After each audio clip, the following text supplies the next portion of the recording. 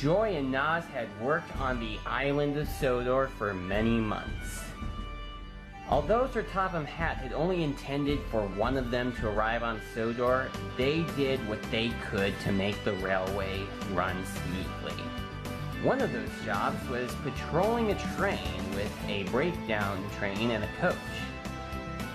Puffing front to back, the twins patrolled the island for anyone who was in distress.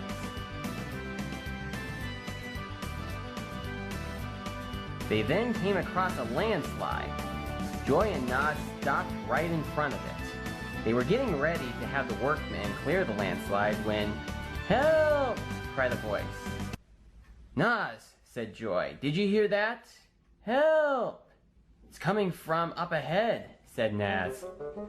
"Oh my goodness," said Joy, "it's Neville." "Don't worry, Neville, we'll get you out." Neville was grateful that Joy and Nazz came to his rescue, but the twins were still worried. "He'll send us away for sure," they said worryingly. The other engines took no notice. "A lot of stuff and nonsense about a broken signal box," said Murdoch. "A lot of fuss about nothing if you ask me." "Those ungrateful recycling cars too," said Molly. "Good riddance."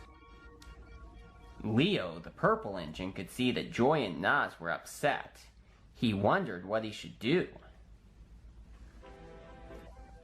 Later on, he met with Donald and Douglas at the docks. "Joy and Nazz are quite worried that they might get sent away," said Leo. Donald and Douglas laughed. "Ah, don't you worry, Leo," said Donald. "We've been through what they have been through," said Douglas. "What you need to do is have a deputation." And Donald and Douglas explained to Leo all about what that was and how they were able to remain on Sodor with the help of a deputation. Leo decided to go back to the other engines. He met with them over at Knapford Station. "We need a desperation," said Leo. "Of course," said Murdoch. "What is a desperation?" asked Neville. "It's when engines tell Sir Topham Hatt that something is wrong," replied Leo. There was a long silence. "Leo should go tell him," said Neville. "Me?"